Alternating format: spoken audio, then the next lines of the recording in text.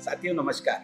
Unique education system में आप सभी का स्वागत है। साथियों आप जानती है कि हर सोमवार को हरित संजीवनी आपके सामने पेश करते हैं अलग अलग तरह के नॉलेज पूर्ण एपिसोड। तो इस बार हम लोग बहुत ही महत्वपूर्ण सब्जेक्ट पर चर्चा करने वाले हैं, जिसकी वजह से आज पूरा भारत देश नहीं पूरा विश्व परेशान है, और वो है हमारी सॉइल। सॉइल हेल्थ का मतलब क्या होता है, सॉइल की हेल्थ कैसे सुधारी जाए। और आज सभी किसानों के सामने जो सबसे बड़ी समस्या है वो है हमारी सॉइल बंजर होती जा रही है, सॉइल की उपजाऊ क्षमता कम हो रही है, उत्पादन घट रहा है, प्रोडक्शन कॉस्ट बढ़ रही है, हर साल हमें लगने वाले खादों का प्रमाण बढ़ रहा है। तो इसका मुख्य कारण क्या है, तो इसके लिए आज हमने आपके सामने पहल करने के लिए और एक बहुत बढ़िया जानकारी देने के लिए ऐसे शख्सियत को आमंत्रित किया है जो अपने आप में एक बहुत ही महत्वपूर्ण जानकारी रखते हैं, जिनका नाम है डॉक्टर ओम प्रकाश हीरे जी, जिन्होंने एमएससी एग्रीकल्चर किया हुआ है और 2016 को उन्होंने सॉइल साइंस में पीएचडी की है। उन्होंने डॉक्टरेट हासिल की है महात्मा फुले एग्रीकल्चर यूनिवर्सिटी, महाराष्ट्र की बहुत मानी हुई एग्रीकल्चर यूनिवर्सिटी है, और आज वो एग्रीसर्च इंडिया प्राइवेट लिमिटेड इस कंपनी में सॉइल साइंटिस्ट की इस पद पर कार्यभार संभाले हुए हैं और अपना ज्ञान भारत देश के किसानों को बांट रहे हैं। साथियों आज उनके ही जुबानी सुनते हैं सॉइल हेल्थ कैसे मेंटेन करनी चाहिए, हमारे फसलों के लिए सॉइल अच्छी होना कितनी आवश्यक बात है। जैसे एक छोटा सा एग्जांपल देना चाहता हूँ मैं, जब कोई माता अपने बच्चों को जन्म देती है तो उसकी हेल्थ जितनी महत्वपूर्ण है, जब उसकी हेल्थ अगर अच्छी रहेगी तो उसके पेट में बच्चे की ग्रोथ बहुत अच्छी होती है और उसका जन्म भी अच्छा होता है। साथियों वैसे ही स्थिति अंतर हमारे सॉइल में होते हैं। सॉइल की उपजाऊ क्षमता अगर अच्छी रहेगी, सॉइल की हेल्थ अगर अच्छी रहेगी, तो ही सॉइल में उसी जमीन में जो हम फसल लगाते हैं, जो बीज लगाते हैं, उसकी भी ग्रोथ अच्छी होगी। ग्रोथ अच्छी होने के साथ साथ फसल की उत्पादन क्षमता बढ़ेगी। सिर्फ उत्पादन क्षमता ही नहीं साथियों, फसल की क्वालिटी भी बढ़ेगी। इन सारी चीजों के लिए मैं डॉक्टर साहब को आमंत्रित करता हूँ, मिस्टर डॉक्टर ओम प्रकाश हीरे सर। आप हमारे हरित संजीवनी जो बिजनेस पार्टनर है, टीम के लोग हैं, आरसीएम सिस्टम में इतने मेहनत से ये लोग पूरे भारत देश में घूम घूम के, हर राज्यों में घूम घूम के काम करते हैं, तो इनको आपका बहुमूल्य मार्गदर्शन मिले। डॉक्टर ओम प्रकाश हीरे जी नमस्ते। हमारा जो आज का सब्जेक्ट है वो है सॉइल हेल्थ और फ्यूचर एग्रीकल्चर सस्टेनेबल डेवलपमेंट। मित्रों हो, सॉइल हेल्थ का मीनिंग हमको समझ लेना चाहिए। Soil health means the quality and capacity of soil to function as a vital living ecosystem. मतलब हमारे सॉइल में जो इकोसिस्टम है वो इकोसिस्टम को अच्छी तरह डेवलप करके ग्रो करना, इसको हम बोलते हैं सॉइल हेल्थ मैनेजमेंट और सॉइल हेल्थ। ये सॉइल हेल्थ हम जब स्टडी करते हैं तो सबसे पहले किसान भाइयों ने समझ लेना चाहिए कि सॉइल हेल्थ की कैरेक्टरिस्टिक्स कौन सी होती है, सॉइल हेल्थ के गुणधर्म कौन से होते हैं। तो गुणधर्म में हम जब जाते हैं तो सॉइल हेल्थ में उसकी हेल्थ अच्छी है या बुरी है, इसके डिसाइडेशन जो होता है वो मेजरली थ्री फैक्टर के हिसाब से होता है। उसमें पहला आता है फिजिकल प्रॉपर्टी, इसको हम बोलते हैं भौतिक गुणधर्म। दूसरा आता है केमिकल प्रॉपर्टी, उसको हम बोलते हैं रासायनिक गुणधर्म। और तीसरा आता है बायोलॉजिकल प्रॉपर्टी, उसको हम बोलते हैं जैविक गुणधर्म। ये तीनों प्रॉपर्टी को मिक्स करके जो किसान और जो फार्मर अच्छी तरह सस्टेनेबल ग्रोथ करता है हमारी जमीन का, वो किसान कम इनपुट में अच्छा यील्ड ले सकता है। और अच्छा यील्ड लेता है, उसके साथ साथ हमारे सॉइल की फर्टिलिटी भी सस्टेन करता है, एनवायरमेंटल इकोसिस्टम भी बैलेंस करता है। ये सबसे इंपॉर्टेंट है। सिर्फ हमको यील्ड बढ़ाना नहीं है, हमको सॉइल का हेल्थ भी बचाना है, उसको बढ़ाना है, और साथ ही साथ एनवायरमेंटल इकोसिस्टम भी बैलेंस रखना है। ये सबसे इंपॉर्टेंट टॉपिक आज हम इधर डिस्कस करने वाले हैं। इसलिए हमको इस सॉइल का फिजिकल, केमिकल और बायोलॉजिकल, मतलब हम उसे भौतिक, जैविक और रासायनिक गुणधर्म हमको समझ लेने चाहिए। एक एक प्रॉपर्टी हम देख लेंगे। इसमें पहली प्रॉपर्टी जो आती है फिजिकल प्रॉपर्टी में, मतलब भौतिक गुणधर्म में, वो है हमारे सॉइल का टेक्सचर मतलब सॉइल के पार्टिकल साइज। मित्रों हो, सॉइल के पार्टिकल साइज के हिसाब से सॉइल की हेल्थ जानी जा सकती है। मतलब सॉइल पार्टिकल 2 mm से 0.05 mm तक सॉइल में पार्टिकल साइज रही तो उसे हम सैंड सॉइल बोलते हैं। 0.05 टू 0.002 mm तक हमारे सॉइल पार्टिकल्स की साइज होगी, तब हम उसको सील्ड सॉइल टेक्सचर बोलते हैं। और थर्ड जो आता है तो वो है हमारे सॉइल पार्टिकल की साइज जो है वो 0.002 mm के नीचे होनी चाहिए, उसे हम क्ले सॉइल पार्टिकल बोलते हैं, क्ले सॉइल टेक्सचर बोलते हैं। तो ये जो टेक्सचर, ये फिजिकल जो प्रॉपर्टी है, ये टेक्सचर फिजिकल प्रॉपर्टी हमारे जमीन की सुपीकता कैसी है ये दर्शाती है। इसमें सबसे इंपॉर्टेंट होता है कि सैंड, सिल्ट एंड क्ले, ये तीनों का जो परसेंटेज है, ये परसेंटेज इक्वल होना चाहिए। नहीं इक्वल तो थोड़ा सा कम ज्यादा 5%, 10% इधर उधर चलेगा, लेकिन मिनिमम हम एवरेजली बता सकते हैं कि सैंड का परसेंटेज 30% के आसपास होना चाहिए, सिल्ट का परसेंटेज 40% के आसपास होना चाहिए और क्ले का परसेंटेज 30% के आसपास होना चाहिए। हमने जो टोटल किया 30, 40 प्लस 30, तो 100% हमारा सैंड पार्टिकल साइज का क्लासिफिकेशन हो जाता है। तो इसके हिसाब से सॉइल में सैंड पार्टिकल भी होने चाहिए, सिल्ट पार्टिकल भी होने चाहिए और क्ले पार्टिकल भी होने चाहिए। तीनों का जो रेशियो हम बोलते हैं उसे हम लोमी सॉइल बोलते हैं। और लोमी सॉइल ये सबसे हेल्दी और सबसे सुपीक सॉइल कही जाती है। और इस टेक्सचर प्रॉपर्टी के ऊपर हमारे अदर जो फिजिकल प्रॉपर्टी जैसे इनफिल्ट्रेशन रेट होगा, हाइड्रोलिक कंडक्टिविटी, पर्कुलेशन रेट होगा, ये सब इस टेक्सचर के ऊपर डिपेंड होता है। और ये जो फिजिकल प्रॉपर्टी, केमिकल प्रॉपर्टी और बायोलॉजिकल प्रॉपर्टी मैं आपको बताने जा रहा हूँ, ये हम मिट्टी परीक्षण में, सॉइल एनालिसिस में हम चेक कर सकते हैं। ठीक है। और जो सेकंड प्रॉपर्टी है जो हम उसे बोलते हैं कि सॉइल स्ट्रक्चर। सॉइल स्ट्रक्चर मतलब हमारे जमीन की जड़न घड़न कैसी है, इसके बारे में हमको समझ लेना चाहिए। हमारे सॉइल पार्टिकल की जड़न घड़न 4-5 प्रकार में डिवाइड होती है। इसमें पहला पार्ट आता है क्रम्ब सॉइल, मतलब ऐसी पार्टिकल साइज के ऊपर क्रम्बी स्ट्रक्चर होता है। दूसरा पार्ट आता है ग्रैनुलर साइज, मतलब वो जो सॉइल पार्टिकल होता है वो सर्कुलर राउंड शेप में रहता है। तीसरा आता है सब एंगुलर ब्लॉकिंग, मतलब सम टाइम कोन दिखता है, एंगल दिखता है, सम टाइम राउंड दिखता है, ऐसे फॉर्म में स्ट्रक्चर होता है। और चौथा आता है एंगुलर ब्लॉकिंग, मतलब डायरेक्टली ट्रायंगल जैसे स्ट्रक्चर हमारे सॉइल में दिखते हैं। चौथा जो आता है वो प्रिज्मेटिक, मतलब जैसे कि वर्टिकल सेक्शन में प्रिज्म टाइप स्ट्रक्चर हमको दिखता है, इसको हम बोलते हैं प्रिज्मेटिक। और पांचवा जो आता है वो कोलुमनार स्ट्रक्चर, मतलब ऐसे कॉलम दिखते हैं वर्टिकल सेक्शन में, इसको हम कोलुमनार स्ट्रक्चर बोलते हैं। और प्लेटी जो लास्ट आता है वो प्लेटी मतलब 1 बाय 1 प्लेट जैसा स्ट्रक्चर हमको दिखता है। 1 प्लेट नीचे, इसके ऊपर दूसरा, इसके ऊपर तीसरा, ऐसा प्लेटी लाइक स्ट्रक्चर हमारे सॉइल में दिखता है। मित्रों, ये जो 6-7 सॉइल स्ट्रक्चर के जो क्लासिफिकेशन है, इसमें से सबसे इंपॉर्टेंट है एंगुलर स्ट्रक्चर और angular blocky structure. Angular blocky structure हमारे सॉइल का स्ट्रक्चरल प्रॉपर्टी रहा तो हमारे सॉइल का हेल्थ अच्छा है, ऐसा हम कंसिडर करते हैं, ऐसा हम बोल सकते हैं। तो ये भी हम मिट्टी परीक्षण में, सॉइल एनालिसिस में ये हम देख सकते हैं कि हमारे सॉइल का स्ट्रक्चर कैसा है।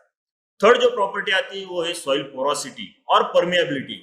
पोरोसिटी मतलब दो पार्टिकल के अंदर जो जगह रहती है, खाली जगह जो रहती है, वहां एयर और वाटर मतलब पानी और हवा वहां सर्कुलेट हो सकते हैं, इसको हम बोलते हैं सॉइल पोरोसिटी। मित्रों, अच्छी सॉइल, हेल्दी सॉइल किसको कहा जाता है? जिसकी पोरोसिटी मिनिमम 30% और मैक्सिमम 60% के आसपास होनी चाहिए। सपोज 30% के नीचे पोरोसिटी निकल गई तो वो प्रॉब्लमेटिक सॉइल हो सकती है, और सपोज 60% के ऊपर पोरोसिटी निकल गई तो इन्फिल्ट्रेशन रेट ज्यादा होगा, पर्कुलेशन रेट ज्यादा होगा, लीचिंग लॉसेस न्यूट्रिएंट के ज्यादा होंगे, और इसके कारण हमको इस पोरोसिटी का परसेंटेज चेक करना जरूरी है। मित्रों, इस पोरोसिटी के हिसाब से हमारे सॉइल में पानी का और एयर का मतलब हवा का गुणोत्तर एक फिक्स किया जाता है। मतलब अच्छी सॉइल किसको कहा जाता है कि उस सॉइल में 25% पानी हो, 25% हवा हो, 5% सेंद्रीय पदार्थ हो, जिसे हम ऑर्गेनिक मैटर बोलते हैं, और मिनिमम 45 to 50% मिनरल मैटर हो। तो इस हिसाब से सॉइल का कंपोजिशन होना चाहिए। इसमें ये पोरोसिटी प्रॉपर्टी बहुत ज्यादा काम करती है। तो पोरोसिटी जितनी अच्छी मतलब 60-70% अपने जमीन की पोरोसिटी होगी तो वो जमीन फर्टाइल जमीन कहा जाती है, फर्टाइल सॉइल कहा जाती है। और इसमें हम अच्छी तरह फसल ले सकते हैं। और डिपेंड अपॉन दैट पोरोसिटी, मतलब ये पोरोसिटी के ऊपर हमारा पर्कुलेशन रेट डिपेंड होता है। जितनी पोरोसिटी ज्यादा उतना पर्कुलेशन रेट ज्यादा होता है, और पर्कुलेशन रेट ज्यादा होना मतलब वो सॉइल हमारी हेल्दी सॉइल कही जाती है। इसमें भी देखो पोरोसिटी 60% के आगे हो गई तो पर्कुलेशन रेट भी ज्यादा हो जाएगा। तो पर्कुलेशन रेट ज्यादा हो गया तो हम जो न्यूट्रिएंट पौधों के रूट जोन के नजदीक दे रहे हैं वो न्यूट्रिएंट लीचिंग लॉसेस द्वारा निकल जा सकते हैं। इसलिए पोरोसिटी हमारी 60% के आगे जानी नहीं चाहिए। इसलिए हमको क्लासिफिकेशन करके और मिट्टी परीक्षण करके हमारे सॉइल की पोरोसिटी कितनी है ये भी चेक कर लेनी चाहिए। चौथा सबसे इंपॉर्टेंट जो पॉइंट आता है, जो कैरेक्टरिस्टिक्स आती है, वो है वाटर होल्डिंग कैपेसिटी। मित्रों, हमारे सॉइल की पानी पकड़ने की जो क्षमता है, ये क्षमता हमारे न्यूट्रिएंट अवेलेबिलिटी के ऊपर बहुत ज्यादा इफेक्ट दिखती है, बहुत ज्यादा उसको फैक्टर करके उसको कहा जाता है। क्योंकि वाटर होल्डिंग कैपेसिटी जिस सॉइल की ज्यादा हो उस सॉइल में न्यूट्रिएंट भी ज्यादा पकड़ के रखने की कैपेसिटी होती है। मतलब हमने सपोज कंसीडर किया कि एक सॉइल में सैंड परसेंटेज ज्यादा है, मतलब 2 mm टू 0.05 mm की पार्टिकल साइज की जो जमीन है उसमें water holding capacity as compare to clay soil, मतलब जिस पार्टिकल साइज 0.002 mm के नीचे है उस पार्टिकल साइज के कंपेयर किया तो सैंड पार्टिकल में वाटर होल्डिंग कैपेसिटी बहुत कम होती है, और वो ज्यादा से ज्यादा न्यूट्रिएंट लीचिंग लॉसेस द्वारा बाहर डाल देता है, वो पौधा उसको ले पाता नहीं। इसलिए हमारे जमीन में सैंड, सील्ड एंड क्ले, जैसे मैंने बताया आपको कि टेक्सचर, जो सॉइल टेक्सचर है, वो सॉइल टेक्सचर का जो परसेंटेज है वो इक्वल होना चाहिए। इसके लिए हमको कुछ कोशिशें करने पड़ेंगे जो मैं आपको बताने वाला हूँ कि ये सॉइल हेल्थ मेंटेन रखने के लिए आपको क्या क्या करना पड़ेगा। तो वाटर होल्डिंग कैपेसिटी जिस सॉइल में क्ले परसेंटेज ज्यादा हो उस सॉइल की वाटर होल्डिंग कैपेसिटी ज्यादा होती है। जिस सॉइल में सैंड परसेंटेज ज्यादा हो उस सॉइल की वाटर होल्डिंग कैपेसिटी कम होती है, और वाटर होल्डिंग कैपेसिटी ज्यादा अच्छी नहीं होती है, ज्यादा भी अच्छी नहीं होती। वाटर होल्डिंग कैपेसिटी आपके सॉइल की 30-40% के आसपास होनी चाहिए। ज्यादा वाटर होल्डिंग कैपेसिटी हमारे सॉइल की रही तो जमीन में एरेशन डेवलप नहीं हो पाता है, और एरेशन डेवलप न होने के कारण न्यूट्रिएंट अवेलेबिलिटी का बहुत बड़ा प्रॉब्लम हो पाता है। क्योंकि सॉइल में जो माइक्रोफ्लोरा और माइक्रोफाउना है, मतलब सूक्ष्म जीव सृष्टि है, वो सूक्ष्म जीव सृष्टि को एक्टिव रहने के लिए ऑक्सीजन की जरूरत होती है, और ऑक्सीजन जहां ज्यादा होता है वहां पानी कम होता है। देखो, पानी और हवा दोनों का रिलेशन बहुत इंपॉर्टेंट है, क्योंकि पानी कम हो गया तो हवा बढ़ जाएगी, वो जो पोर स्पेस है वहां हवा आएगी, और सपोज हवा ज्यादा होगी तो पानी कम हो जाएगा। मतलब जो पोर स्पेस है उसमें पानी और हवा, इसका जो गुणोत्तर है वो मिनिमम सेम टू सेम होना जरूरी है। उसी टाइम हमारे जमीन की वाटर होल्डिंग कैपेसिटी भी अच्छी होती है और हम अच्छी तरह हो इस जमीन में फसल ले सकते हैं। चौथा जो नेक्स्ट जो सॉइल प्रॉपर्टी है, फिजिकल सॉइल प्रॉपर्टी, वो है हमारी पार्टिकल डेंसिटी। पार्टिकल डेंसिटी और बल्क डेंसिटी, ये जो है ये महत्वपूर्ण हमारे फिजिकल प्रॉपर्टी में कहा जाते हैं कि सॉलिड परसेंटेज जो है सॉइल का उसको हम पार्टिकल डेंसिटी बोलते हैं, और सॉलिड परसेंटेज में से हमने पोरोसिटी निकाल ली, मतलब particle density divided by porosity is equal to bulk density. ये बल्क डेंसिटी कभी भी पार्टिकल डेंसिटी से कम होती है।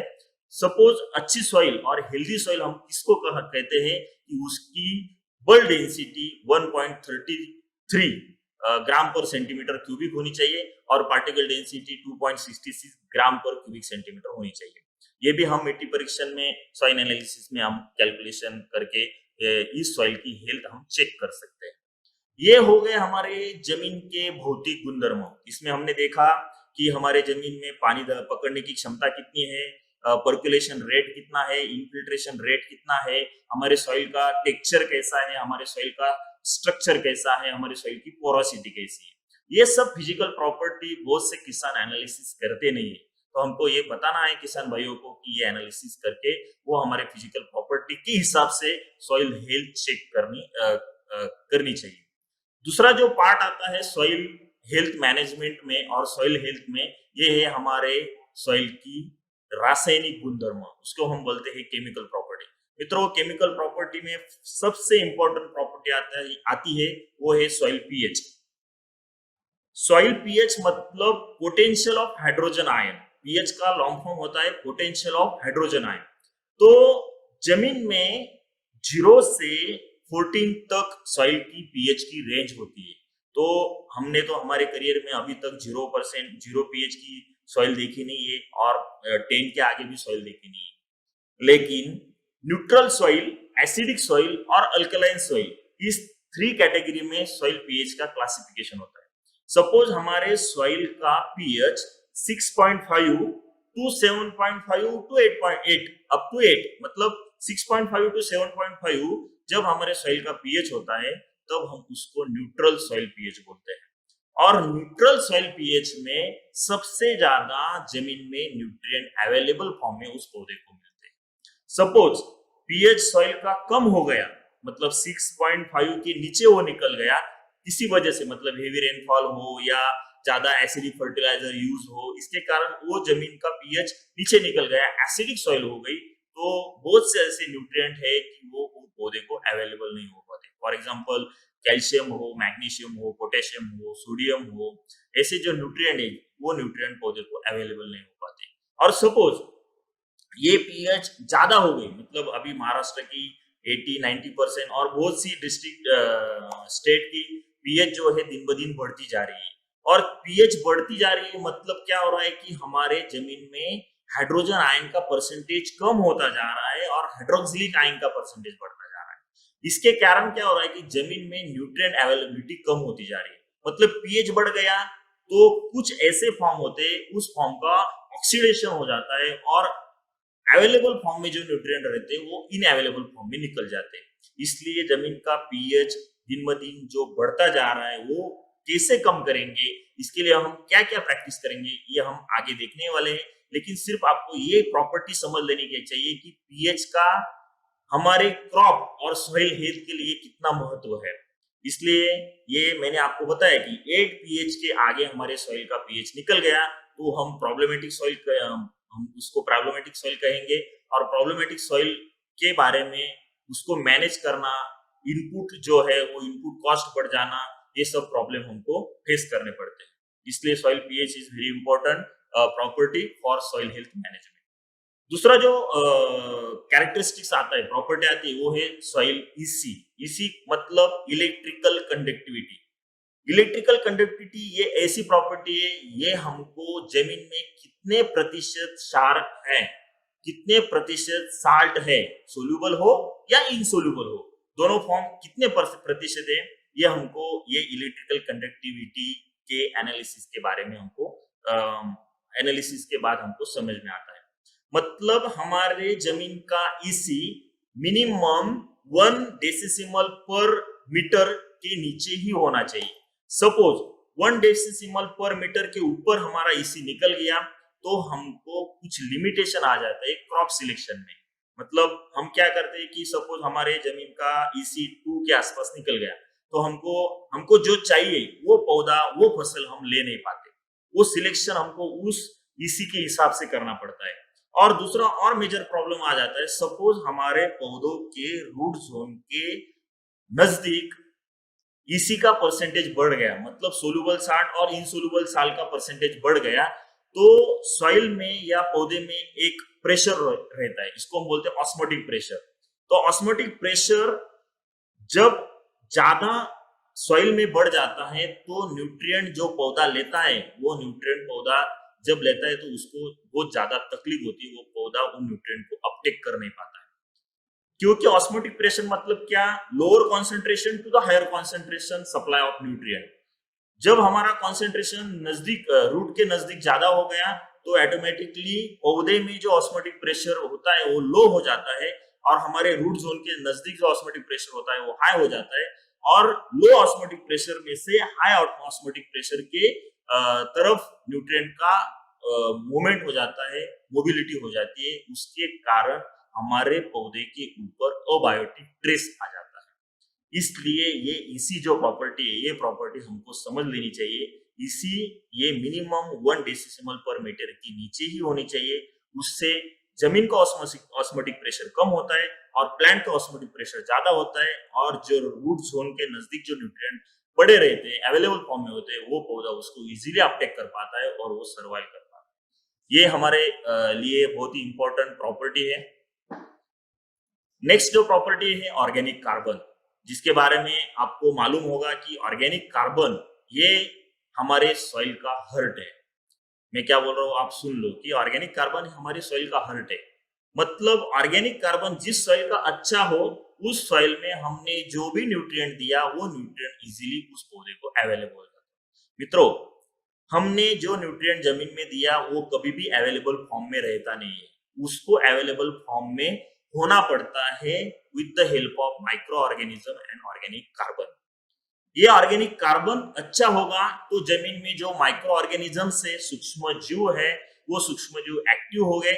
ऑटोमेटिकली सूक्ष्म जीव एक्टिव होने के बाद उस ऑर्गेनिक मैटर में से, पौधे में से या उस सूक्ष्म जीव के बॉडी में से कुछ ऑर्गेनिक एसिड सीक्रेट होते हैं।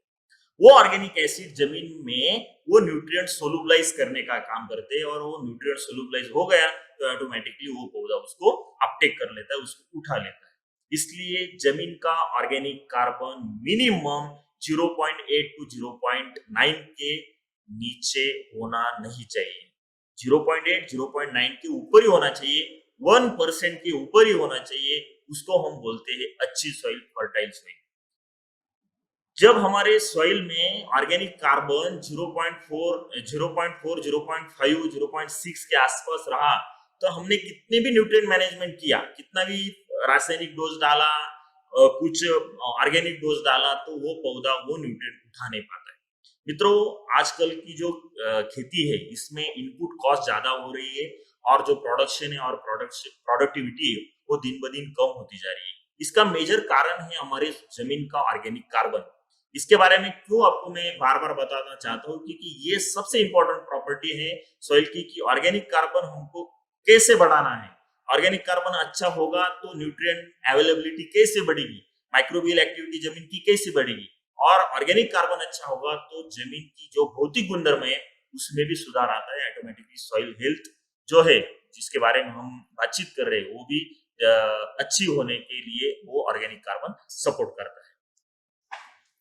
नेक्स्ट जो प्रॉपर्टी है सॉइल कैल्शियम कार्बोनेट परसेंटेज, उसको हम चुना बोलते हैं। जो जमीन में परसेंटेज कैल्शियम कार्बोनेट का बढ़ गया तो ऑटोमेटिकली जमीन में जो न्यूट्रिएंट होते हैं वो न्यूट्रिएंट वो पौधा ले पाता नहीं, क्योंकि कैल्शियम कार्बोनेट का परसेंट में जमीन में परसेंटेज बढ़ जाना मतलब लाइम का परसेंटेज जमीन में बढ़ जाना। और ये कैल्शियम ऐसा न्यूट्रिएंट है, ये न्यूट्रिएंट बहुत से जमीन में दूसरे न्यूट्रिएंट को दबा देता है, एंटागोनिस्टिक इफेक्ट दिखाता है। मतलब सपोज हमने फास्फोरस दे दिया, सपोज चुनखड़ जमीन होगी, मतलब चुनखड़ी युक्त जमीन, जिसको हम जिस सॉइल में कैल्शियम कार्बोनेट का प्रमाण 8-9% के ऊपर जाता है, 10% के ऊपर जाता है, इसको हम कैल्केरियस सॉइल बोलते हैं, चुनखड़ जमीन बोलते हैं। तो इस चुनखड़ जमीन में हमने सपोज फास्फोरस का एप्लीकेशन किया, तो वो जो फास्फोरस है वो फॉस्फेट फॉर्म में जब जाता है तो ये फॉस्फेट फॉर्म इस कैल्शियम के साथ एक साथ आ जाता है और कैल्शियम फॉस्फेट जमीन में तैयार होता है, और ये कैल्शियम फॉस्फेट जमीन में फिक्स हो जाता है, स्थिर हो जाता है।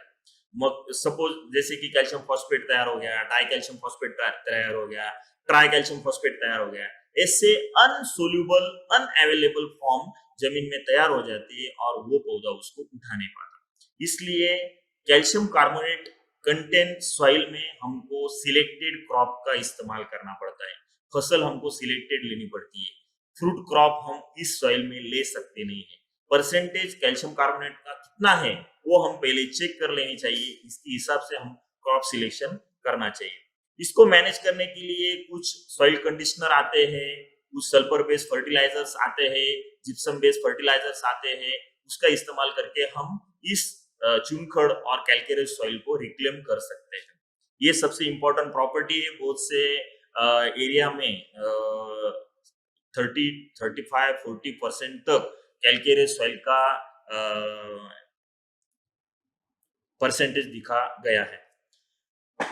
नेक्स्ट जो प्रॉपर्टी है ये है कैटायन एक्सचेंज कैपेसिटी, मतलब हमारे जमीन में जो पार्टिकल साइज होती है, जो पार्टिकल होते हैं, इस पार्टिकल के ऊपर निगेटिव चार्ज होता है। सुन लो मेरी बात, निगेटिव चार्ज पार्टिकल्स के ऊपर होता है। निगेटिव चार्ज पार्टिकल के ऊपर होने के कारण वो पार्टिकल जिस न्यूट्रिएंट के ऊपर पॉजिटिव चार्ज है उसको एब्सॉर्ब करता है। मतलब पॉजिटिव चार्ज और निगेटिव चार्ज वो दोनों एक साथ अट्रैक्ट होते हैं, निगेटिव निगेटिव चार्ज वाले रिफ्लेक्ट होते हैं और निगेटिव और पॉजिटिव चार्ज वाले अट्रैक्ट होते हैं। तो इसके कारण हमारे सॉइल की पार्टिकल साइज जितनी कम, उतनी उस सॉइल की कैटायन एक्सचेंज कैपेसिटी ज्यादा होती है। फॉर एग्जांपल हमारे सॉइल की पार्टिकल साइज और हमारे सॉइल के परसेंटेज में क्ले परसेंटेज ज्यादा हो, हमारे सॉइल का पानी पकड़ने की जो क्षमता है वो ज्यादा हो, मतलब हमारे सॉइल में क्ले परसेंटेज जो 30% होना चाहिए वो 40% हो, 45% हो, तो उस सॉइल में कैटायन एक्सचेंज कैपेसिटी ज्यादा होती है as compare to the sandy soil.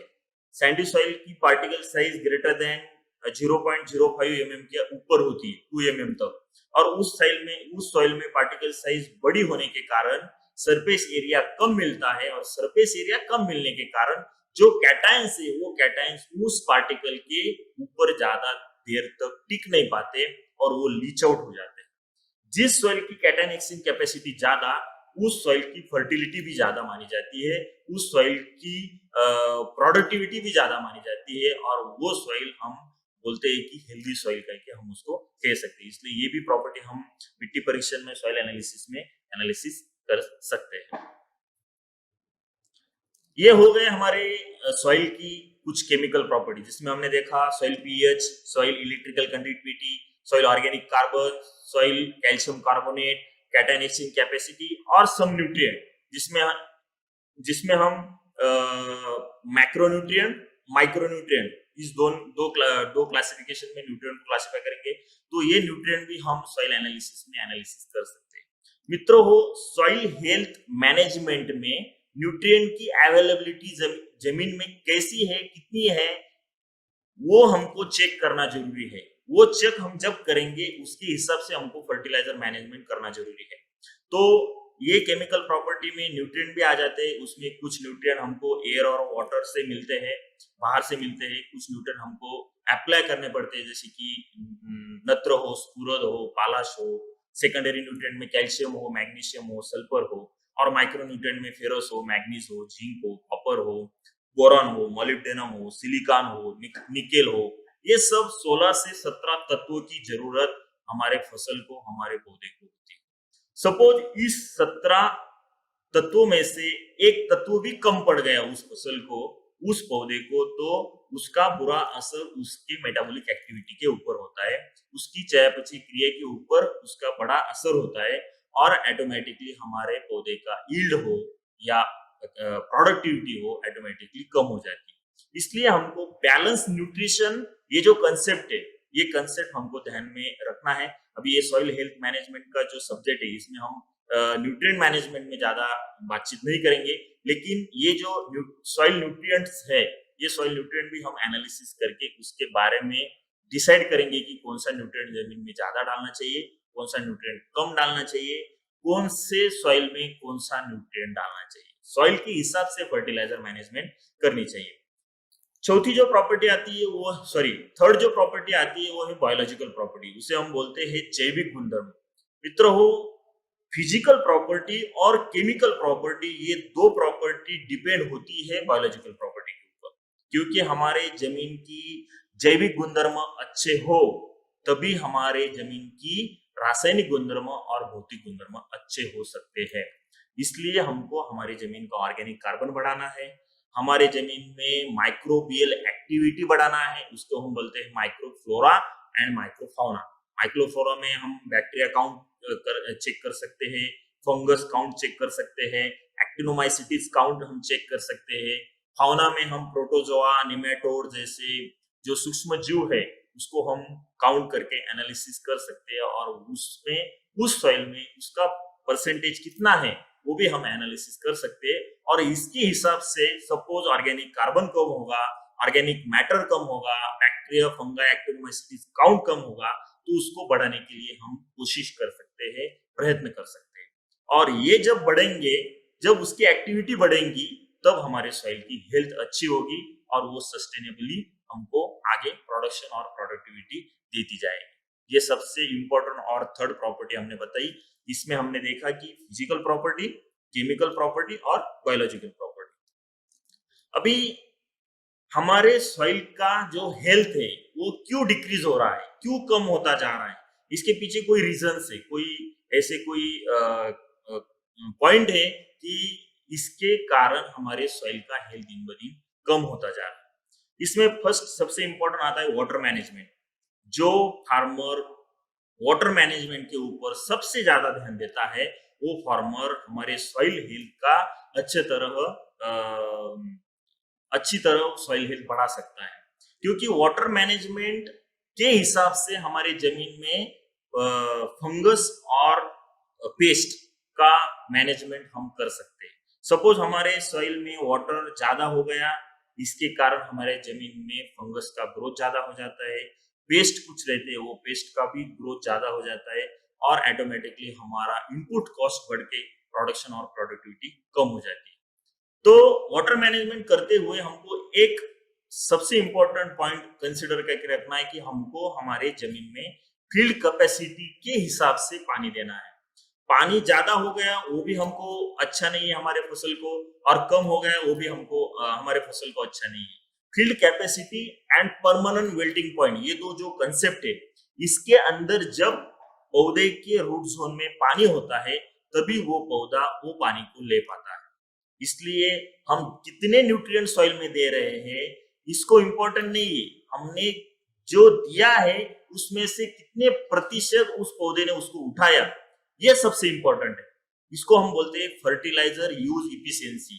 जितना डाला उसमें से उस पौधे ने कितना उठाया, कितना वो अपटेक कर सका, और ये सब डिपेंड होता है हमारे जमीन में वाटर मैनेजमेंट के ऊपर। इसके बारे में आगे हम बताएंगे। सेकंड जो है क्यों हमारे जमीन की हेल्थ बिगड़ती जा रही है, इसमें सेकंड पॉइंट जो आता है वो है heavy application of inorganic fertilisers.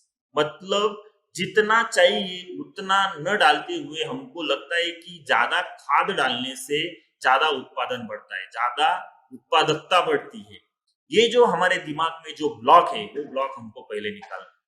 मित्र हो, ज्यादा फर्टिलाइजर एप्लीकेशन आप करोगे तो ऑटोमेटिकली जितना पौधे को चाहिए वो पौधा लेगा, बाकी का जमीन में वैसे ही गिरा रहेगा और वो जमीन की हेल्थ, जमीन की केमिकल प्रॉपर्टी को पूरा डिस्टर्ब कर देगा और ऑटोमेटिकली हमारे सॉइल की हेल्थ बिगड़ सकती है। इसलिए उसका एप्लीकेशन कैसा होना चाहिए, कहाँ होना चाहिए, कब होना चाहिए, कितना होना चाहिए, ये हम बाद में डिस्कस करेंगे। ये सिर्फ पॉइंट हमको बताना है कि क्यों हमारे सॉइल का हेल्थ दिन ब दिन खराब होता जा रहा है। Use of low quality of inorganic fertilizer. बहुत से मार्केट में फर्टिलाइजर मिलते हैं मित्रों, बहुत से मिलते हैं, लेकिन क्वालिटी फर्टिलाइजर जो होता है वो क्वालिटी फर्टिलाइजर जब हम सॉइल में इस्तेमाल करते हैं तो without affecting the soil property वो पौधे को अवेलेबल होता है। बहुत से मार्केट में फर्टिलाइजर मिलते हैं, उसमें हेवी मेटल का परसेंटेज ज्यादा होता है, फिलर मटेरियल का परसेंटेज ज्यादा होता है, जो परसेंटेज चाहिए वो कम होता है और अदर परसेंटेज ज्यादा होते हैं।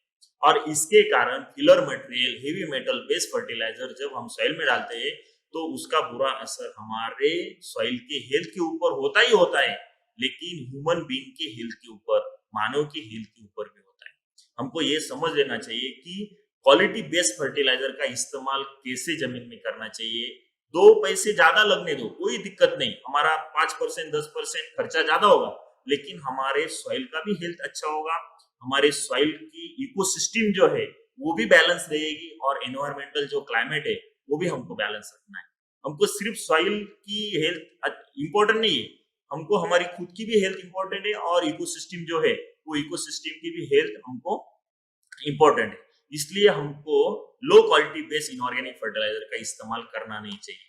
वो क्वालिटी आप चेक कर सकते हैं, आप आपके फील्ड के ऊपर कुछ ट्रायल्स ले सकते हैं और बाद में उसका ज्यादा परसेंटेज में आप इस्तेमाल उसको कर सकते हैं। नेक्स्ट पॉइंट जो है less awareness about soil and water analysis.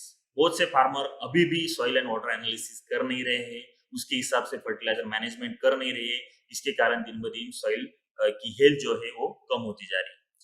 Next point जो है वो minimum use of organic manures and bio fertilizers. मतलब जो सेंद्रीय खाद है उसका एप्लीकेशन बहुत कम होता जा रहा है और रासायनिक खाद का एप्लीकेशन ज्यादा हो जा रहा है। बायो फर्टिलाइजर जो मार्केट में मिलते हैं उसका भी एप्लीकेशन दिन ब दिन कम होता जा रहा है, और अदर जो इनऑर्गेनिक फर्टिलाइजर हो, low quality based inorganic fertilizer, उसका एप्लीकेशन ज्यादा हो जा रहा है, और इसके कारण हमारे सॉइल का हेल्थ दिन ब दिन बिगड़ता जा रहा है।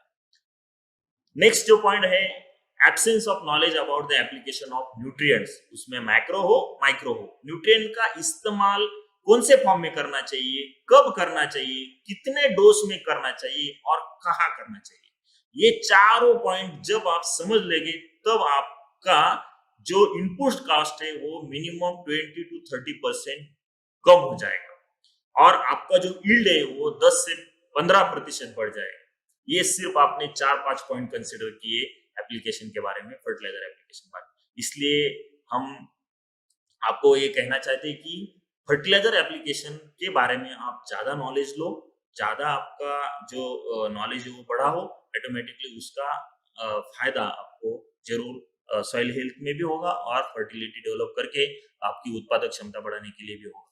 नेक्स्ट जो है सॉइल रेस्ट पीरियड मैनेजमेंट। मित्रों, हम क्या करते हैं, एक क्रॉप हार्वेस्ट हो गया, नेक्स्ट क्रॉप तुरंत लगा देते हैं, दूसरा क्रॉप हार्वेस्ट हो गया, तीसरा क्रॉप तुरंत लगा देते हैं। मतलब हमारे सॉइल को रेस्ट पीरियड ही मिलता नहीं है। हम उस सॉइल के रेस्ट पीरियड मैनेजमेंट का कोई ही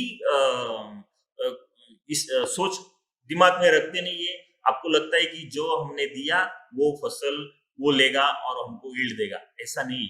हमारे सॉइल को कुछ रेस्ट होनी चाहिए, उसको फ्लोइंग करके सनलाइट के कांटेक्ट में आना चाहिए, नेचुरली स्टेरिलाइजेशन उसकी होनी चाहिए।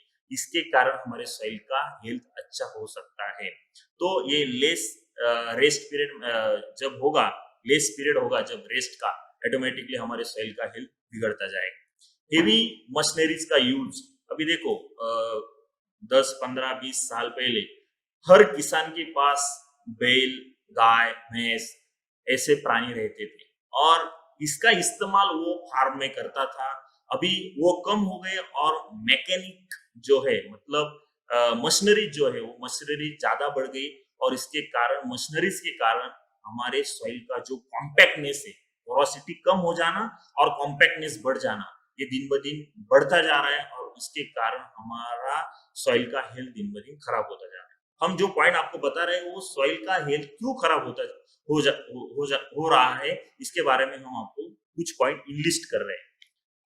नेक्स्ट जो है वो है farmer not apply fertilizer on the basis of soil type. ये सबसे इंपॉर्टेंट, मतलब हमारे पास जो जमीन है उसकी क्वालिटी कैसी है, वो कौन सी टाइप की जमीन है, मतलब अल्कलाइन सॉइल है, न्यूट्रल सॉइल है, एसिडिक है या कैल्केरियस है, क्या उसमें साल्ट ज्यादा है, इसके हिसाब से हमको फर्टिलाइजर सिलेक्शन करना चाहिए।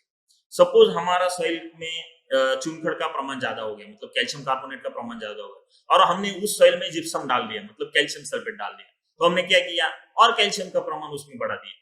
मतलब हमको ये समझ लेना चाहिए कि हमारी सॉइल की टाइप कौन सी है, और इसके हिसाब से हमको फर्टिलाइजर मैनेजमेंट करनी चाहिए। यही गलती हम करते हैं कि विदाउट सॉइल टाइप एनालिसिस और उसकी जानकारी रखते हुए हम न रखते हुए हम फर्टिलाइजर का इस्तेमाल करते हैं, और इससे हमारे सॉइल का हेल्थ बिगड़ जाता है। तो इसको सोल्यूशन क्या है, व्हाट आर द सॉल्यूशंस, मतलब हमने जो अभी इनलिस्ट किया, इसको सोल्यूशन क्या है। ये जो प्रॉब्लम है, तो ये प्रॉब्लम हमारे सॉइल को खराब करते हैं, हमारे सॉइल हेल्थ को बिगाड़ती है। तो ये सॉइल हेल्थ अच्छी होने के लिए और जो है अभी उसको बरकरार रखने के लिए हमको क्या क्या मैनेजमेंट करनी चाहिए, उसमें सबसे इंपॉर्टेंट आता है water management on the basis of field capacity. मतलब हम जो पानी जमीन में देते हैं वो पानी वैसे की वैसे वो पौधा ले पाता नहीं है, उसको एक स्पेसिफिक कंडीशन आनी पड़ती है, उस टाइम वो पौधा उसको ले पाता है, उसे हम बोलते हैं फील्ड कैपेसिटी। उस फील्ड कैपेसिटी के आसपास ही वो पौधा वो पानी को ले पाता है। इसलिए ये फील्ड कैपेसिटी मेंटेन करने के लिए आपको ज्यादा से ज्यादा आपके खेत को इरिगेशन सिस्टम जो है, मतलब ड्रिप इरिगेशन सिस्टम हो, स्प्रिंकलर इरिगेशन सिस्टम हो, और कोई रेन पाइप इरिगेशन सिस्टम हो, इस सिस्टम के ऊपर आपको आना चाहिए। जो फ्लड इरिगेशन सिस्टम है, इस फ्लड इरिगेशन की सिस्टम की वजह से हमारे सॉइल में साल्ट परसेंटेज दिन ब दिन बढ़ता जा रहा है। क्योंकि देखो सॉइल का जो डेप्थ है, उस डेप्थ में जो वाटर टेबल है, मतलब वाटर का जो परसेंटेज है, वो भी दिन ब दिन लोअर डेप्थ के ऊपर जा रहा है, नीचे जा रहा है वाटर परसेंटेज। और जितना वाटर नीचे जाएगा हमारे सॉइल में से, उतना उसमें 60% बढ़ता जाएगा। और जितना 60% बढ़ेगा, वो वाटर हमने, वो पानी हमने जब खेत में एज ए इरिगेशन करके यूज किया, तो ऑटोमेटिकली वो वाटर में जो क्षार है, जो साल्ट है, वो साल्ट हमारे जमीन में जाएंगे और ऑटोमेटिकली हमारी जमीन साल्ट बेस हो जाएगी, हमारी जमीन अल्कलाइन हो जाएगी, हमारा जमीन का पीएच बढ़ जाएगा। इसलिए हमको वाटर जो है वो जितना पौधे को जरूरी है उतना ही देना चाहिए। इसलिए हमारे पास बहुत बढ़िया टेक्नोलॉजी है, वो है ड्रिप इरिगेशन है, स्प्रिंकलर इरिगेशन है। जितना आप कन्वर्ट होगे उस ड्रिप और स्प्रिंकलर इरिगेशन में, उतना आपको फायदा जरूर मिलेगा। नेक्स्ट जो सॉल्यूशन है, ये है इंटीग्रेटेड न्यूट्रिएंट मैनेजमेंट। मित्रों, ये जो कंसेप्ट है इंटीग्रेटेड न्यूट्रिएंट मैनेजमेंट, मतलब एकात्मिक अन्नद्रव्य व्यवस्थापन।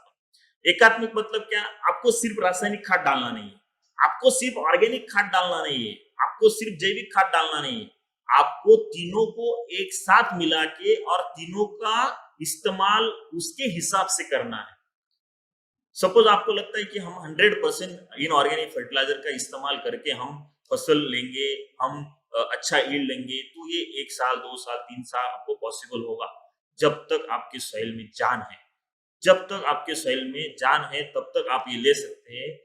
सपोज हमारे सॉइल में न्यूट्रिएंट परसेंटेज है, लेकिन उसकी जो बायोलॉजिकल प्रॉपर्टी है वो प्रॉपर्टी भी कम होगी, फिजिकल प्रॉपर्टी है वो भी कम होगी, तो आप सिर्फ रासायनिक खाद डाल के वो पौधा अच्छे से यील्ड आपको दे नहीं पाएगा। इसलिए हमको पौधे का और सॉइल का बैलेंस रखना है, पौधे का भी यील्ड अच्छा लेना है और सॉइल की फर्टिलिटी भी आपको अच्छी रखनी है। इसके लिए हमको इंटीग्रेटेड अप्रोच रखना है। इसमें इंटीग्रेटेड न्यूट्रिएंट मैनेजमेंट हो, इंटीग्रेटेड पेस्ट मैनेजमेंट हो, डिसीज मैनेजमेंट हो, इंटीग्रेटेड अप्रोच रखना चाहिए। रासायनिक भी यूज करो, जैविक भी यूज करो, और कुछ आपको लगता है कि ऑर्गेनिक बेस है तो उसका भी इस्तेमाल करो। इसमें ऑर्गेनिक में आते हैं हम एफआईएम कंपोस्ट, एफआईएम डाल सकते हैं, जैसे गोबर खाद हम बोलते हैं, कंपोस्ट डाल सकते हैं, पोल्ट्री मैन्योर डाल सकते हैं, ग्रीन मैन्योर बहुत बढ़िया कंसेप्ट है। ग्रीन मैन्योर आपने किया नहीं होगा तो आप बता सकते हैं कि ग्रीन मैन्योरिंग क्या है। नहीं हर साल तो 2 साल 3 साल में एक बार तो हमारे जमीन में ग्रीन मैन्योरिंग होनी चाहिए। ग्रीन मैन्योरिंग से हमारे सॉइल का बहुत जबरदस्त फिजिकल प्रॉपर्टी में परसेंटेज बढ़ जाता है, माइक्रोबियल एक्टिविटी में परसेंटेज बढ़ जाता है, और ऑटोमेटिकली फिजिकल एक्टिविटी और माइक्रोबियल एक्टिविटी बढ़ गई तो न्यूट्रिएंट अवेलेबिलिटी में उसका बहुत बड़ा असर और अच्छा असर होता है। इसलिए आपको इंटीग्रेटेड अप्रोच में सेंद्रीय फर्टिलाइजर, इनऑर्गेनिक फर्टिलाइजर और कुछ जैविक मतलब बायो फर्टिलाइजर, ये तीनों का इस्तेमाल आपको जमीन में करना है, फसल के लिए करना है। ऑटोमेटिकली आपकी सॉइल का हेल्थ उससे बढ़ सकता है। सेकंड, नेक्स्ट जो पॉइंट है, ये मैंने आपको बताया कि फर्टिलाइजर एप्लीकेशन का जो मेथड है, इसमें 4R करके एक कंसेप्ट है। 4R कंसेप्ट मतलब right place, right time, right source, right rate. इसको हम बोलते हैं 4R कंसेप्ट फर्टिलाइजर मैनेजमेंट। ये कंसेप्ट से आप जब चलेंगे, मतलब हमको कब फर्टिलाइजर देना है, हमको कहाँ फर्टिलाइजर देना है, हमको कितना फर्टिलाइजर देना है, हमको वो फर्टिलाइजर का सोर्स कौन सा होना चाहिए। टाइम ऑफ एप्लीकेशन बहुत इंपॉर्टेंट है। कब हमको उस फसल को नाइट्रोजन चाहिए, कब उस फसल को फास्फोरस देना चाहिए, फ्लावरिंग स्टेज के ऊपर हमको जमीन में कौन सा न्यूट्रिएंट देना चाहिए और स्प्रे में कौन सा न्यूट्रिएंट देना चाहिए, उस टाइम उस फसल को, उस पौधे को कौन से न्यूट्रिएंट की ज्यादा जरूरत है, ये सब ध्यान में रखते हुए आपको वो फर्टिलाइजर का टाइम ऑफ एप्लीकेशन बहुत इंपॉर्टेंट।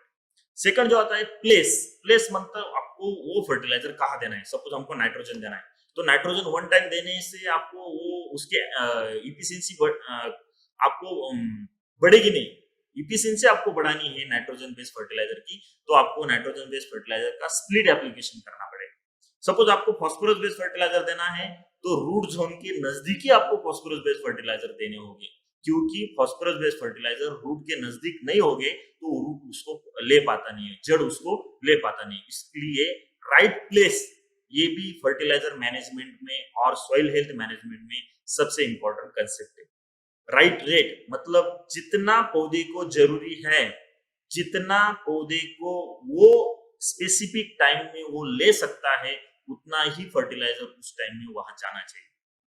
सपोज ज्यादा निकल गया तो ऑटोमेटिकली वो इफेक्ट आपके सॉइल हेल्थ के ऊपर हो जाएगा। और जो सोर्स जिसके बारे में आपको मैंने बताया कि लो क्वालिटी ऑफ फर्टिलाइजर आप इस्तेमाल करेंगे तो ऑटोमेटिकली सॉइल हेल्थ के ऊपर उसका बुरा असर होगा। लो क्वालिटी बेस्ड फर्टिलाइजर का इस्तेमाल करना नहीं चाहिए। तो क्वालिटी बेस्ड फर्टिलाइजर के लिए हमको सोर्स सिलेक्शन मतलब कौन सी कंपनी का हम फर्टिलाइजर इस्तेमाल करते हैं, वो कंपनी का फर्टिलाइजर इस्तेमाल करके हमारे सॉइल के हेल्थ के ऊपर कोई इफेक्ट हो रहा है कि नहीं, वो प्रैक्टिकली आपको चेक करना है। सपोज आप एक ही कंपनी का पिछले 4 साल से कोई फर्टिलाइजर इस्तेमाल करते हैं तो हमारे उस सॉइल का हेल्थ दिन ब दिन बढ़ रहा है या खराब हो रहा है, ये हमको चेक करना है। इसलिए सोर्स जो है जहां से हम फर्टिलाइजर लेते हैं, जिस कंपनी का हम फर्टिलाइजर लेते हैं, ये भी सबसे इंपॉर्टेंट होता है हमारे सॉइल हेल्थ मैनेजमेंट के लिए, हमारे सॉइल हेल्थ बढ़ाने के लिए।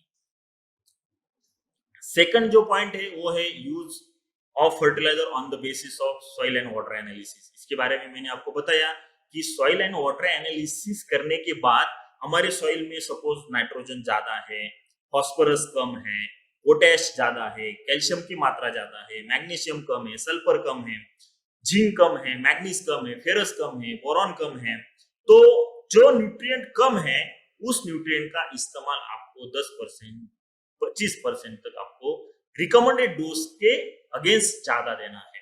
क्योंकि जब आप रिकमेंडेड डोज देंगे तो उससे वो फसल की जो भूख है वो कंप्लीट नहीं हो पाएगी। इसलिए आपको उसका जो डोज है वो डोज 20 to 25% बढ़ा के देना पड़ता है।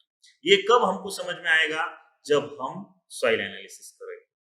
तो सॉइल एनालिसिस में हमको न्यूट्रिएंट कितने हमारे सॉइल में अवेलेबल है, वो न्यूट्रिएंट के हिसाब से हम जब न्यूट्रिएंट मैनेजमेंट और फर्टिलाइजर मैनेजमेंट करोगे तो ऑटोमेटिकली सॉइल हेल्थ भी अच्छी होगी और आपको पौधा जो है वो जो फसल है वो फसल आपको अच्छा यील्ड और अच्छी प्रोडक्टिविटी भी दे पाएगा। इसके बारे में मैंने आपको बताया कि सॉइल रेस्ट पीरियड मैनेजमेंट, जिधर रेस्ट अच्छा होगा, ज्यादा होगा, उतनी सॉइल हेल्दी होती जाएगी। जहां हम कंटिन्यू क्रॉप लेते जाएंगे वहां उस सॉइल की जो कैपेसिटी है, जो फर्टिलिटी है, वो दिन ब दिन कम होती जाएगी। इसलिए हमको हर साल में नहीं तो कम से कम 2 साल में एक सीजन में उस सॉइल को रेस्ट देनी जरूरी है। उस सॉइल को सनलाइट के कांटेक्ट में आके स्टरिलाइज, नेचुरली स्टरिलाइज हो देना जरूरी है। इसके कारण हमारे सॉइल का जो हेल्थ है, हमारे सॉइल की जो फर्टिलिटी है वो 100% बढ़ने के लिए आपको काम आए। Avoid the heavy machineries. मैंने आपको बताया कि जो हेवी मशीनरीज है दिन ब दिन जो बैल का जो इस्तेमाल होता था फार्म में वो दिन ब दिन कम होता जा रहा है और मशीनरीज का इस्तेमाल दिन ब दिन बढ़ता जा रहा है। इसके कारण हमारे सॉइल का जो कॉम्पैक्टनेस है वो कॉम्पैक्टनेस बढ़ता जा रहा है। ऑटोमेटिकली रूट जोन डेवलपमेंट हो, व्हाइट रूट डेवलपमेंट हो, मतलब सफेद जो जड़ होते हैं उसकी वृद्धि हो, पानी पकड़ने की जो क्षमता हो, ये दिन ब दिन उस सॉइल में कम होती जाती है और ऑटोमेटिकली उस सॉइल का हेल्थ जो है वो दिन ब दिन बिगड़ जाता है। इसलिए हमको हेवी मशीनरीज का इस्तेमाल ज्यादा करना नहीं चाहिए। हम उसको पर्याय तो नहीं है, ऑप्शन तो नहीं है, लेकिन ज्यादा करना नहीं चाहिए। ये भी हम सॉइल हेल्थ मैनेजमेंट में कंसिडर करेंगे। Apply the fertilizer on the basis of soil type. ये मैंने बताया आपको कि फर्टिलाइजर जो है वो सॉइल टाइप के हिसाब से करने चाहिए। मतलब हमारे सॉइल में चुनखड़ ज्यादा हो तो इसमें हम एसिडिक फर्टिलाइजर का इस्तेमाल ज्यादा करेंगे। सपोज हमारे सॉइल में चुनखड़ का प्रमाण ज्यादा हो तो सल्फर बेस्ड सॉइल कंडीशनर का इस्तेमाल हम ज्यादा करेंगे। सपोज हमारी सॉइल एसिडिक हो, उसका पीएच कम हो, तो हम उस सॉइल में लाइम बेस्ड फर्टिलाइजर का इस्तेमाल ज्यादा करेंगे। सपोज हमारे सॉइल में सोडियम बेस का परसेंटेज ज्यादा हो, मतलब हमारी सॉइल चौपन सॉइल हो, उसको हम सोडिक सॉइल बोलते हैं, तो उस सोडिक सॉइल को रिक्लेमेंट करने के लिए हमको जिप्सम बेस्ड फर्टिलाइजर का इस्तेमाल करना पड़ेगा। मतलब सॉइल टाइप के हिसाब से, सॉइल के फिजिकल, केमिकल, बायोलॉजिकल प्रॉपर्टी के हिसाब से हमको फर्टिलाइजर का सिलेक्शन करना जरूरी है। ये भी पॉइंट हमको कंसिडर करना है सॉइल हेल्थ मैनेजमेंट के लिए। और जो लास्ट पॉइंट आता है वो है क्रॉप रोटेशन। मित्र हो, ये जो पॉइंट है क्रॉप रोटेशन, मतलब कोई किसान क्या करता है कि एक ही फसल हर सीजन में लेते जाता है। हर सीजन में मतलब हर ईयर में, हर साल में वो लेते जाता है। और इससे क्या होता है कि हमारे जमीन में उस फसल के लिए जो फंगस होते हैं, जो पेस्ट होते हैं, वो जमीन में प्यूपल स्टेज में वहां सेट हो जाते हैं और उसका बुरा असर नेक्स्ट सीजन में उस फसल के ऊपर होता है। तो हम जब क्रॉप रोटेशन करेंगे, सपोज हमने लीफी वेजिटेबल इस सीजन में लिया, तो नेक्स्ट सीजन में हम लेग्यूमिनस क्रॉप लेंगे, उसके नेक्स्ट सीजन में कुछ फ्रूट क्रॉप लेंगे, उसके नेक्स्ट सीजन में कुछ रूट बेस्ड क्रॉप लेंगे, मतलब कैरोट हो, ओनियन हो, बीट हो, रेडिश हो, पोटैटो हो, उस स्वीट पोटैटो हो, जो जो जमीन में डेवलप होते हैं, ऐसे क्रॉप हम लेंगे। तो इससे क्या होता है कि उस फसल में हमको इनपुट कॉस्ट कम हो सकती है, मतलब फंगस डिसीज और पेस्ट मैनेजमेंट हम अच्छी तरह कर पाते हैं। थर्ड जो है वो सॉइल हेल्थ, मतलब जो ग्रीन मैनोरिंग हो, ग्रीन क्रॉप हो, या हम उसे बोलते हैं कि पल्स क्रॉप। पल्स क्रॉप हम जब लेंगे तो पल्स क्रॉप की एक कैपेसिटी होती है कि वो एटमॉस्फेरिक नाइट्रोजन जमीन में स्थिर करता है। ऑटोमेटिकली पल्स क्रॉप का रोटेशन आ गया तो ऑटोमेटिकली हमारे सॉइल हेल्थ का जो परसेंटेज है, सॉइल हेल्थ की जो सॉइल फर्टिलिटी की जो प्रॉपर्टी है, वो बढ़ने के लिए मदद होती है। मतलब ये जो क्रॉप रोटेशन है, ये क्रॉप रोटेशन भी होना चाहिए। इसमें आप ग्रीन मैन्योरिंग जैसा क्रॉप ले सकते हो, तो 2 साल में हो, 1 साल में हो, आपके हिसाब से ग्रीन मैन्योरिंग जैसा क्रॉप आप ले सकते हो। मतलब क्रॉप रोटेशन होना ही होना चाहिए। एक क्रॉप, एक फसल आपको हर सीजन में और हर साल में लेने से आपके सॉइल की हेल्थ खराब होती है, आपकी सॉइल की फर्टिलिटी दिन ब दिन डिक्रीज हो जाती है, कम होती जाती है। इसलिए क्रॉप रोटेशन ये भी सबसे इम्पोर्टेंट पॉइंट है। ऐसे कुछ इम्पोर्टेंट पॉइंट हमने देखे जिसमें हमारे सॉइल फर्टिलिटी और सॉइल हेल्थ का परसेंटेज और सॉइल हेल्थ अच्छी रखने के लिए हम कोशिश करेंगे। Thank you. धन्यवाद डॉक्टर साहब, आपने आज बहुत ही अहम और महत्वपूर्ण जानकारी दी। इतनी बारीकी से आपने जानकारी दी है कि सॉइल के सारे फैक्टर्स आपने बताए। सही में अगर इसके ऊपर किसान अगर थोड़ा भी ध्यान दे तो बहुत बड़ा परिवर्तन आपने जमीन पे ला सकते हैं। और इसके सबसे बड़े फायदे होंगे कि एक तो लोगों का प्रोडक्शन कॉस्ट कम होगा, उत्पादन का जो खर्चा है वो कम होगा, और धीरे धीरे हमारी सॉइल की हेल्थ भी सुधरती जाएगी। और इसी कड़ी में मैं आप सभी को एक बहुत महत्वपूर्ण जानकारी देना चाहता हूँ। जैसे डॉक्टर साहब कह रहे थे कि इसके ऊपर उपाय डॉक्टर साहब ने बताए, तो हमारे पास बहुत ही महत्वपूर्ण प्रोडक्ट है। वो सबसे महत्वपूर्ण प्रोडक्ट है हरित संजीवनी स्टेज नंबर 1। 250 ग्राम हम लोग जमीन की उपजाऊ क्षमता बढ़ाने के लिए इस प्रोडक्ट को इस्तेमाल करते हैं, और बहुत ही लाजवाब और महत्वपूर्ण क्रांतिकारी प्रोडक्ट है सॉइल हेल्थ स्पेशल। 500 ग्राम में अवेलेबल है और 1 एकड़ के लिए हम इसे इस्तेमाल करते हैं। साथियों, ये दो प्रोडक्ट जमीन की उपजाऊ क्षमता, जमीन की जो अघुलनशील तत्व जमीन में होते हैं, यानी कि जैसे डॉक्टर साहब ने बताया कि पोरोसिटी, जमीन में जो पोरोसिटी होती है वो अच्छी होनी चाहिए, वाटर होल्डिंग कैपेसिटी अच्छी होनी चाहिए, जमीन में जो बायोलॉजिकल प्रॉपर्टीज होती है, जीव जीवाणु अच्छे होने चाहिए। तो इन सारी चीजों को लेके सॉइल हेल्थ बहुत अच्छे पैमाने पे काम करता है, न्यूट्रिएंट अवेलेबल करके देने में काम करता है। तो ये प्रोडक्ट अगर आप रेगुलर अपने जमीन पर इस्तेमाल करोगे तो आने वाले दिनों में धीरे धीरे आपके सॉइल की सभी चीजें ठीक होते होते सॉइल हेल्थ बहुत अच्छी रहेगी, और आपके धीरे धीरे उत्पादन में बढ़ोतरी होगी, क्वालिटी उत्पादन में बढ़ोतरी होगी, आपका उत्पादन खर्चा कम होगा। तो मैं सभी डिस्ट्रीब्यूटर को रिक्वेस्ट करता हूं कि आने वाले सीजन में, आज जो खरीफ का सीजन चल रहा है, ऊपर का जो भारत देश है वहां पर अभी 1 जुलाई से धान की बुआई स्टार्ट हो रही है। धान ये भारत देश की सबसे बड़ी फसल है। तो यहाँ जहाँ फसल की बुआई हो चुकी है वहां पर भी आप फसल की बुआई होने से 30 दिनों तक हरित संजीवनी स्टेज नंबर 1 सॉइल हेल्थ जमीन में दे सकते हैं, और वहां से फिर स्टेज नंबर 2, 3 का छिड़काव आप स्टार्ट कर सकते हो। और जहां अभी रिप्लांटेशन होने वाला है, बुआई होने वाली है, तो आप हरित संजीवनी स्टेज नंबर 1 और सॉइल हेल्थ का इस्तेमाल जरूर करें। और आप जैसे शेड्यूल दिया गया है आगे हरित संजीवनी का स्टेज नंबर 2, 3, 4 का, तो आप इस्तेमाल करें। तो निकलिए साथियों, तुरंत अपने पिकअप सेंटर में ऑर्डर कीजिए, डेपोज में ऑर्डर कीजिए और बड़े पैमाने पे आप इस प्रोडक्ट को लेके बिजनेस कर सकते हो, टारगेट पूरे कर सकते हो। अप्रैल, मई, जून महीने में बहुत सारे लोगों ने सराहनीय कार्य किया है और अपने टारगेट्स को पूरा किया है। वैसे आप भी निकलिए, बिजनेस को बढ़ाने के लिए पूरी हरित संजीवनी टीम आपके साथ है, आपके पीछे है। धन्यवाद, थैंक यू। जय RCM, जय हरित संजीवनी, जय जवान, जय किसान। जहर मुक्त खेती, जहर मुक्त खाना, स्वस्थ भारत का निर्माण। जय जवान, जय किसान। लाए हरित संजीवनी, पाए हरित संजीवनी, लाए हरित संजीवनी, पाए हरित संजीवनी।